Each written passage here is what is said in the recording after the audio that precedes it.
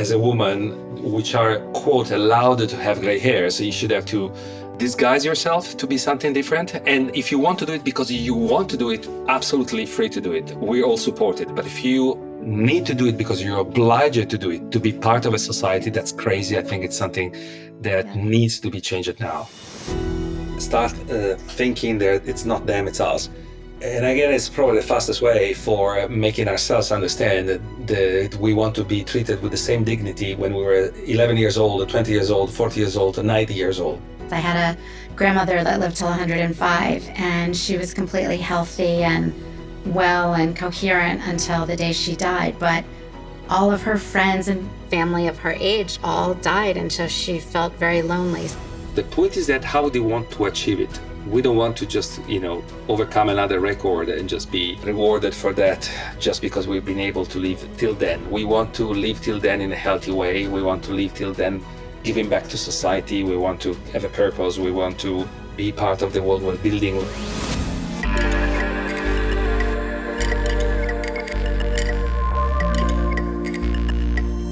We have a very special guest today on Going Golden, Nic Palmarini, who is the director of the UK's National Innovation Centre for Aging, called NICA, a world-leading organization established with a £30 million investment to drive innovative, ethical, and sustainable approaches to aging. His mission is to add intelligence to aging and longevity. As co-founder of the Edelman NICA Longevity Lab and CEO of Voice Italia, Nic is at the forefront of harnessing technology and human insight to unlock the opportunities of a longevity society. With a rich background from leadership roles at IBM and the MIT IBM Watson AI Lab, as well as a notable record as an author and public speaker, he continues to inspire transformative change in how we live, work, and age. So I welcome Nic today. How are you? Hey, Sarah, thank you for hosting me. I'm good. Thank you so much. Such a pleasure to be with you.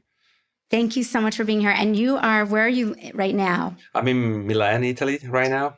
In Milan. So we are doing an international conversation. Yes, we do. Nic, could you share your journey into the field of longevity and what led you to lead NICA?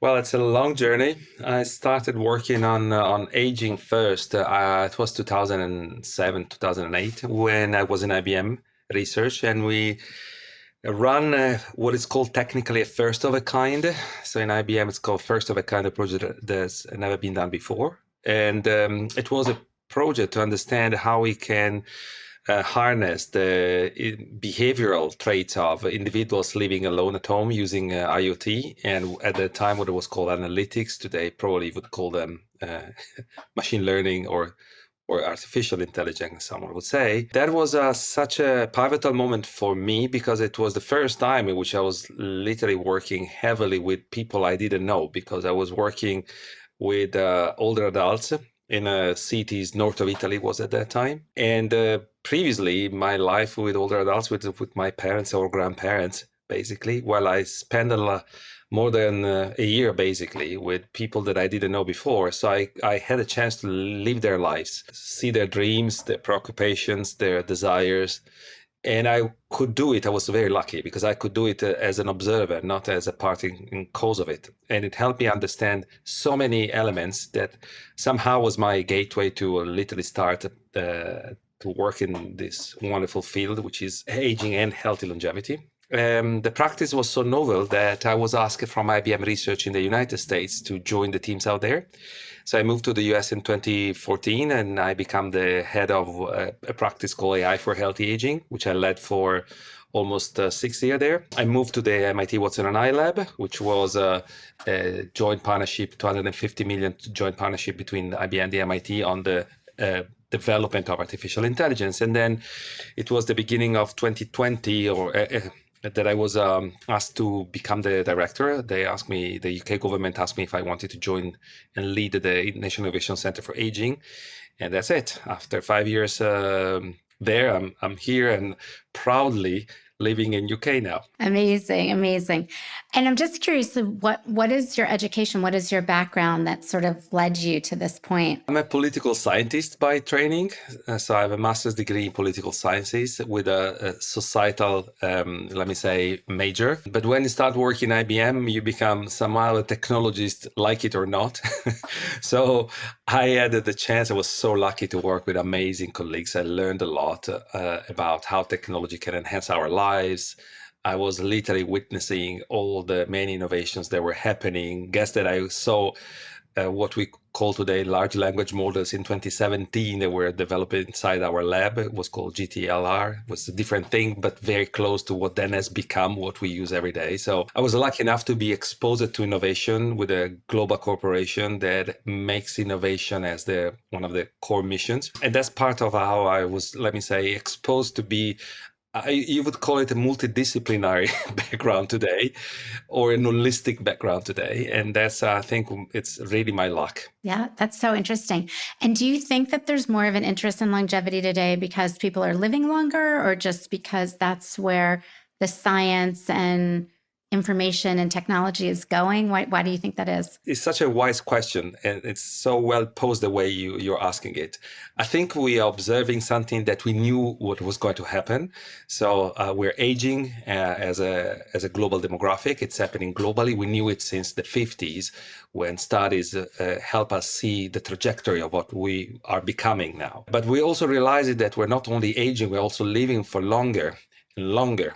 And I think it's these two dynamics which are literally creating the situation which we're in today, that somehow is helping us transition from what we defined an aging society up to few literally years ago to a longevity society, which is, I think, a very important paradigm shift. So it's not us only observing what is happening in later life, but also try to understand how we can live this later life in a different way. I think nobody is really caring about living longer per se. We want to live healthier for longer, which I think is the core element.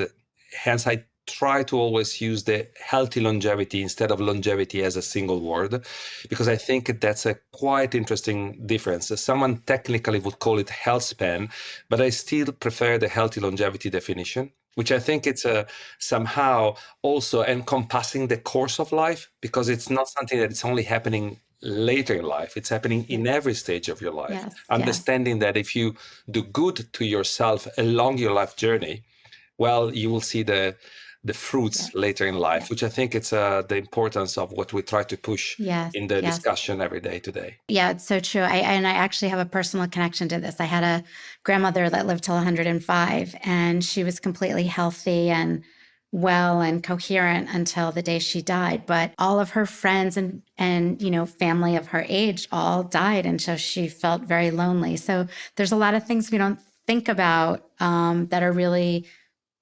impactful to the emotional well-being, as well as just the physical being of people as they age. So one of the things I wanted to ask, how do personal, social, environmental, and economic factors shape longevity for those over 45? Because that's, our audience. I think it's said so well again. I guess it's such a point. There's so many factors. They're not simply, let me say, a mechanical process, because sometimes it's seen literally like a mechanical process. You see so much beautiful research coming up from the biology of aging, biohacking aging, or the factors that mechanically are influencing aging. And there's a lot of focus there. And thanks God that there's a lot of focus there.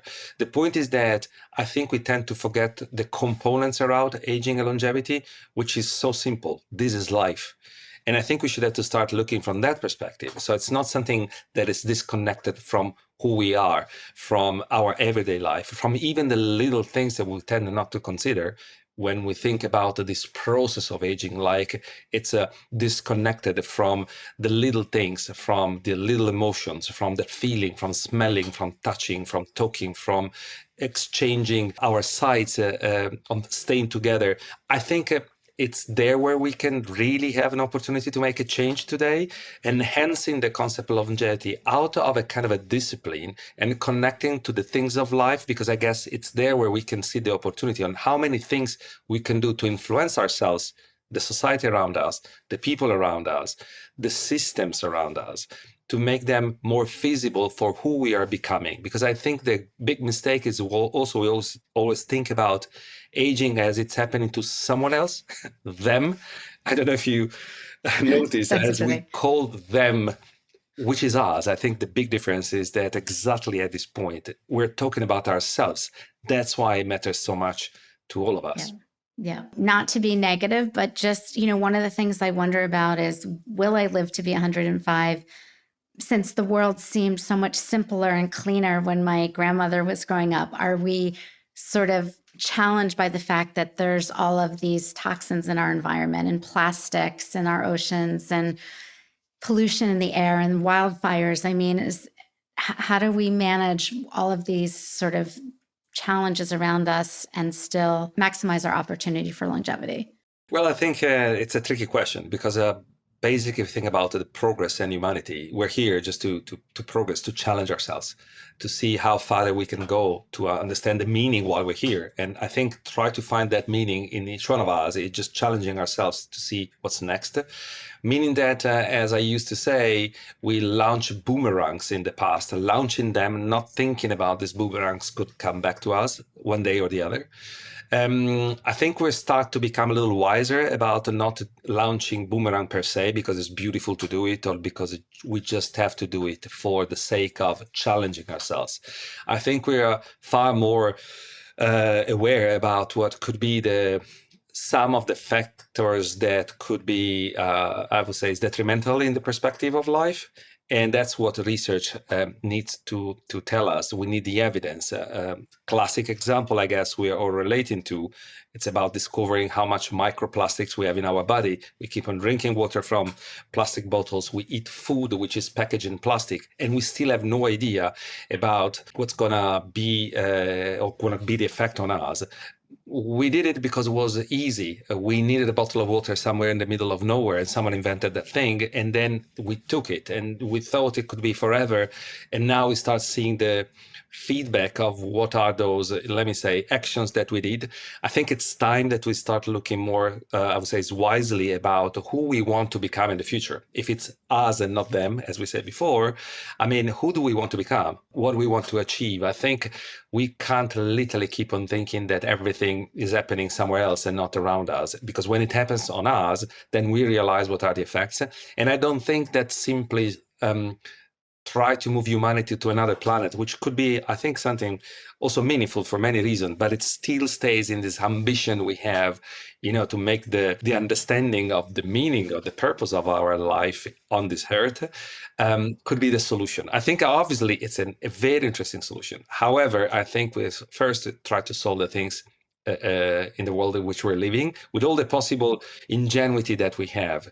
And I think again, this evolution in which we're living that allow us to understand a lot more about the, let me say, root causes that are behind the things that happens then around ourselves and the planet.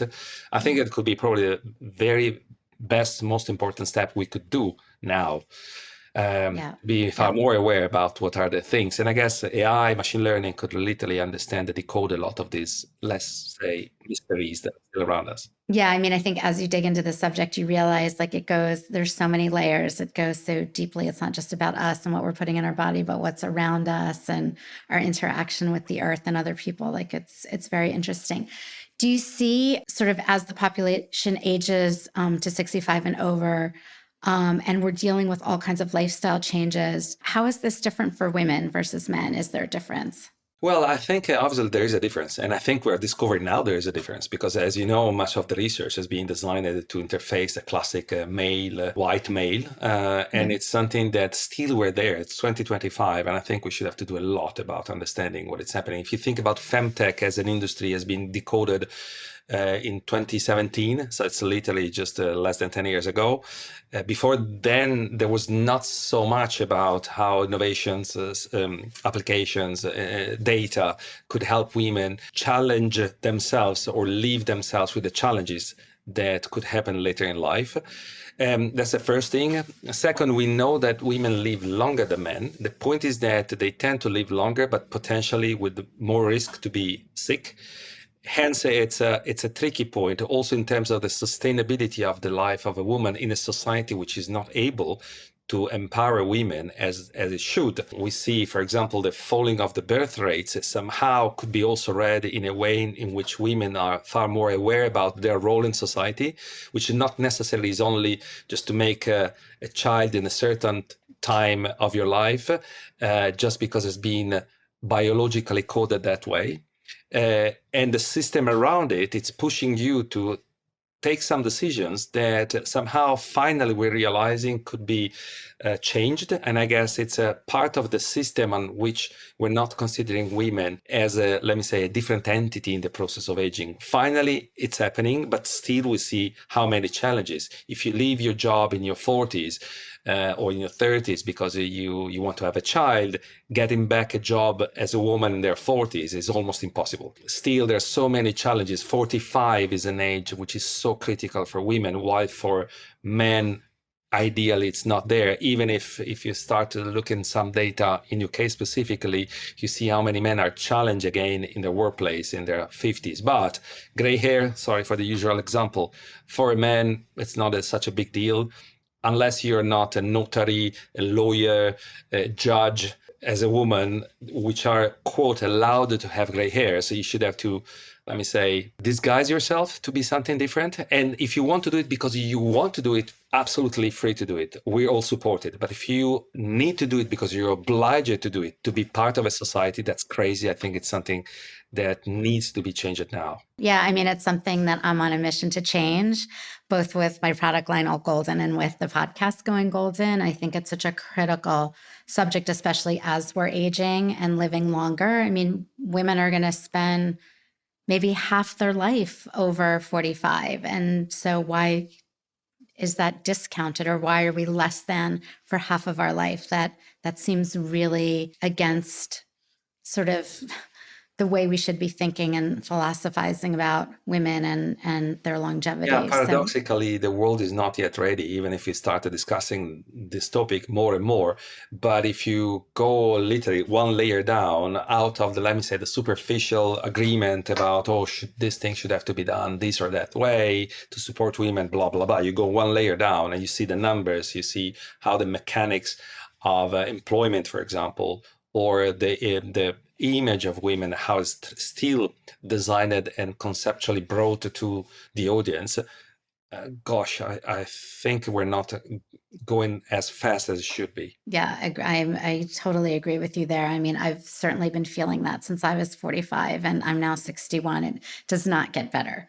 So we have our challenges ahead of us. Can you discuss any breakthrough technologies that NICA is focusing on to promote healthy aging? Like, what do we have to look forward to? Let's focus on some positives. Well, I think you have probably two big families of technology with one common layer at the background, at the bottom. And the common layer, obviously, is machine learning and artificial intelligence. It's a common layer because it's empowering the big drivers. On one hand, you will have research and innovation in the biology of aging. The fact that now we can process data and information in a far faster way is suggesting us that if DeepMind of Google won a Nobel Prize with AlphaFold in 10 years, decoding one of the great secrets around proteins in our bodies, I think that acceleration could come after 5 years, and then after 3 years, and then after 1 year. Why? Because they have developed not a specific AI, but a layer, combinations of technologies that are empowered by AI can help us decode this incredible amount of data information that we have, but we're not able to process them. Now we have computing capacity, we have good machine learning techniques, which are literally at the beginning of an era. So we are literally seeing the very beginning of what's going to be.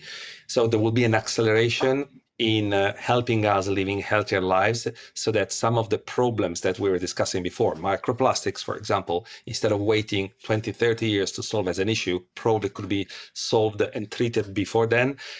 I have no evidence of anything on that specific side, but I'm optimistic that this could happen quite soon. And then you have the other side of technologies, self-driving vehicles, in my opinion, for example, are a driver for longevity. Better system of entertainment, better system to be engaged. I don't know if you heard about, for example, this technology released by Luxottica, which is the biggest frame producer.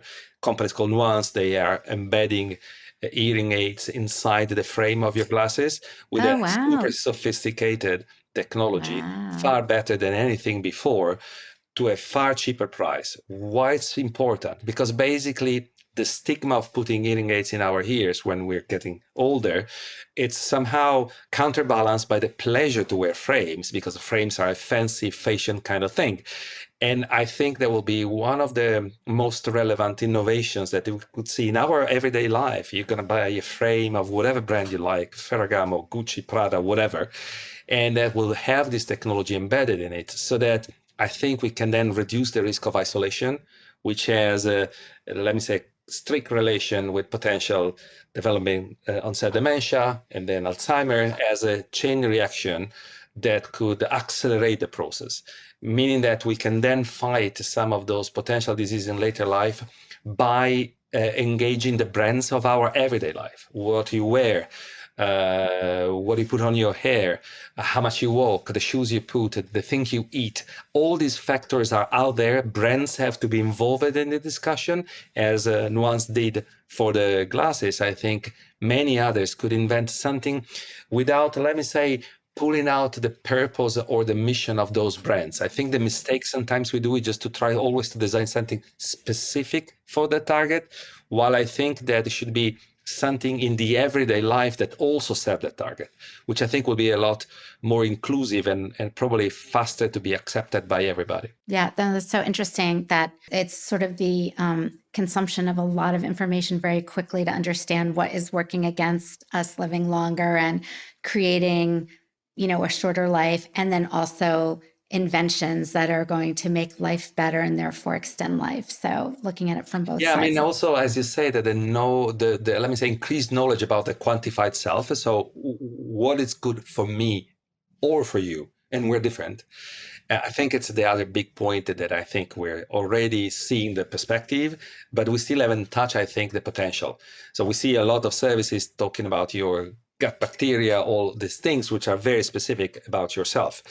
And it's something that I think will empower a lot of potential good solution for healthy aging. One thing that I always underline is that we need to involve the private brands in the industries, because we need to accelerate the adoptions of this type of innovations so that they can serve a far broader population, because otherwise we keep on designing things for who can afford it, while we think that's a democratization of this type of process is so much needed. And the only way to do it is just to involve industries. Why do you think women in their 50s and 60s are looking different, younger, better than our mothers did? Is it because we're exercising more? There's plastic surgery. We're understanding how to eat healthier. I mean, is it all of those things? Well, I think you are more aware about the things that are bad for you. And since you are more exposed to bad things than we were before, and we're aware of them, I think you're a little more careful about what you should have to do to avoid the damages that could happen later in life. So there's for sure a matter of awareness, and we can't deny that all the information that we're gathering through, obviously, the internet, I think it's helping us to know a lot more, probably too much sometimes. Okay, because then we Yes. create false problems, obviously. However, we have to recognize the good side of it, and I think it's going to help us a lot on that side. I think we're more aware, more willing to be not a burden to society. I think it's something that if we experience to be a caregiver of somebody, and we felt the burden of them on us, I think it's something that also we should have to consider in order to be as much as quote autonomous in our life, to avoid others to take care of us, without saying that caring is a beautiful thing. Yeah. We are interdependent. We're not independent. So it's important to say that we are interdependent as a society. There's nothing wrong to be dependent of somebody, Yeah. because that's how society works. But Yes. one thing is being independent, and one thing is being autonomous, are two different things. Yes. I mean, it's not like this everywhere, but because I live in New York, it's my context.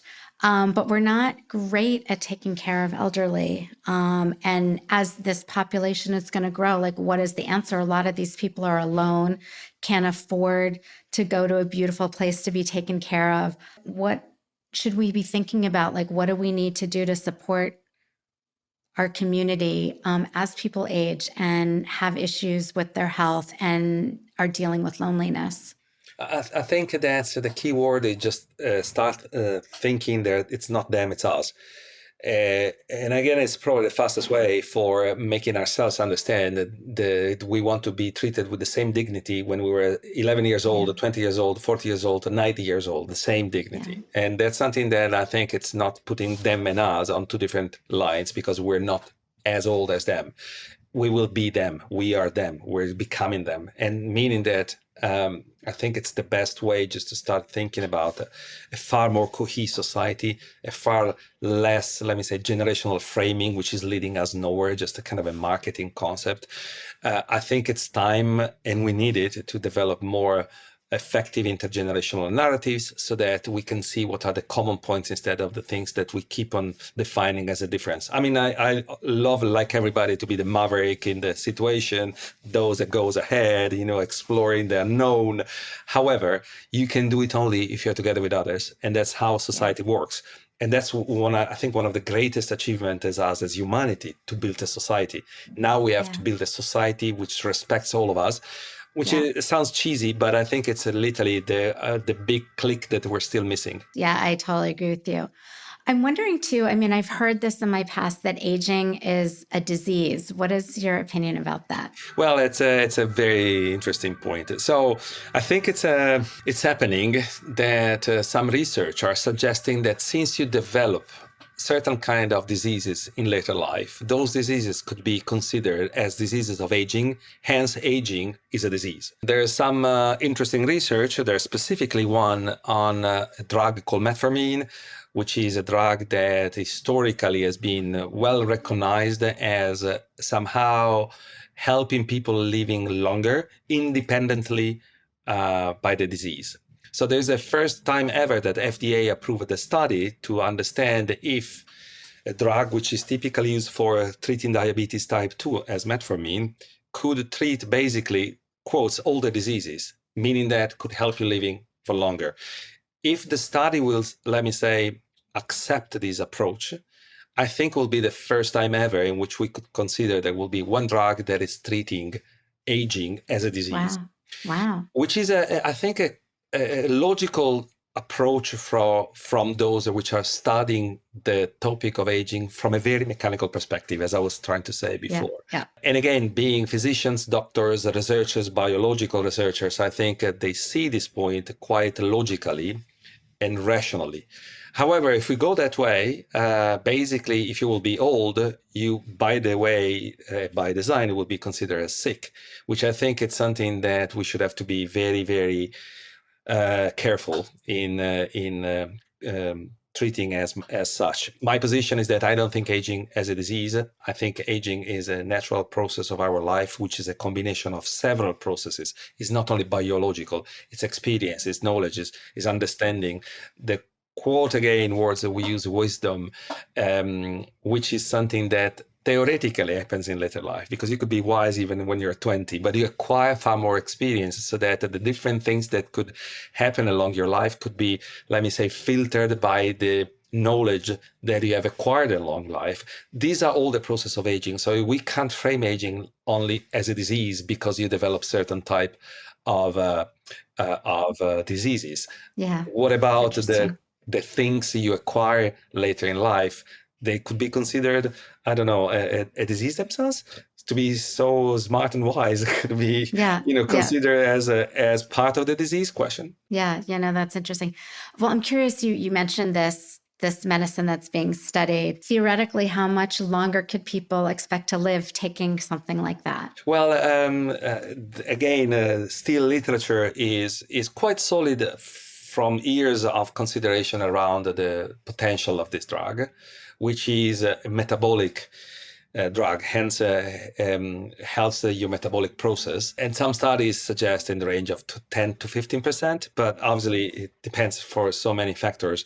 There are studies on mice, which, as we know well, have to be take carefully, because transferring from a mice to non-human primates to primates, I mean, it's a long journey, and still a lot of promising research in the biology of aging that suggested that we could literally enhance our life using some of these medical components, let me say, could help us living healthy for longer.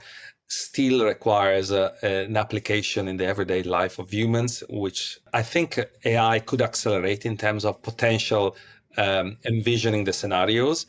But then real life is a different thing. So I guess we should have to be quite careful about it. That's right. Well, it'll be exciting to see where that comes out and what happens with that. I'm sure there'll be more than that drug as well. You know, I remember when I heard you speak at the UN, you mentioned that there was a supplement that was like the one supplement you felt really helped wellness and aging. And I don't recall the name of it, but I know viewers would want to know what that is. So can you talk a little bit about that? Oh, well, there are several, but I think that there's a lot of work and studies around the NAD+, which is a coenzyme that slow the process of the aging cells.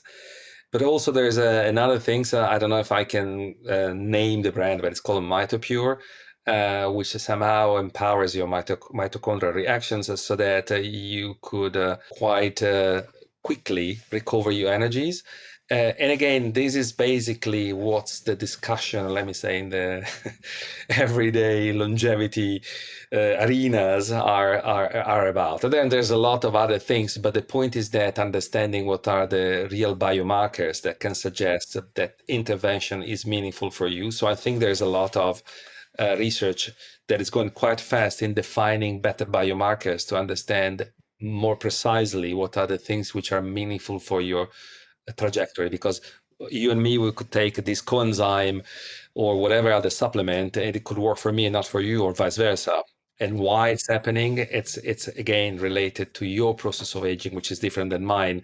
Hence, I think always we should have to go through a quite serious process of understanding what are the things that are needed for our specific body composition, our health, our kind of personality as well. There's a lot, as you know, happening around the food and diet with the semaglutide, which is becoming the new Botox, I think. Later we can define the next Botox.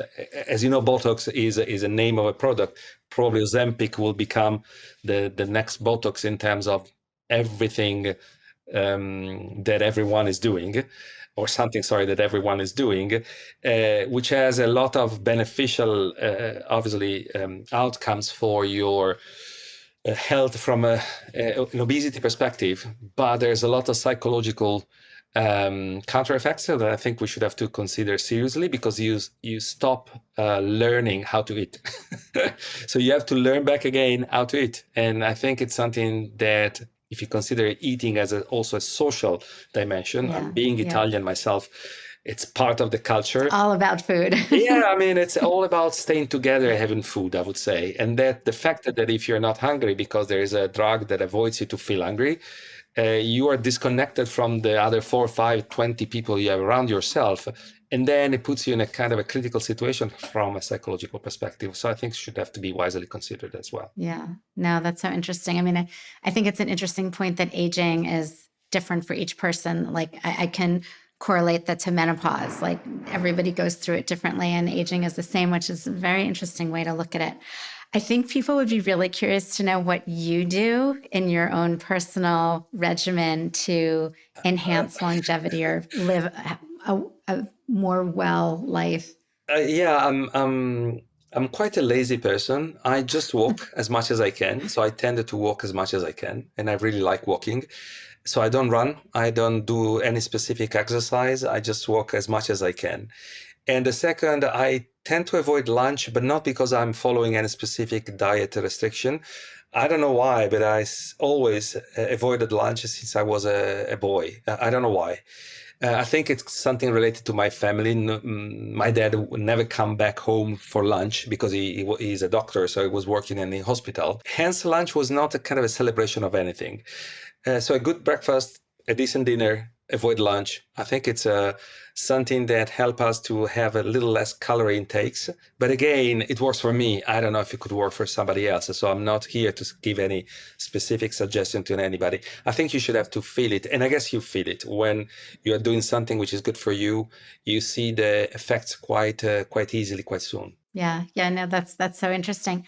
So what do you think in 20, 30 years, what age will people be living until? Oh my God, this is an impossible question to answer. Many people say is that there's no reason why you should not be able to live for 20, 30 years more. So 120, 123, 126, which is basically the age recorded of the oldest person in history, which seems to be achievable somehow. The point is that how do you want to achieve it? We don't want to just, overcome another record and just be rewarded for that just because we've been able to live till then. We want to live till then in a healthy way. We want to live till then giving back to society. We want to have a purpose. We want to be part of the world we're building. We want to make the world we're building a better place. I think these are the drivers for achieving a longer life, in my opinion, far more than anything else.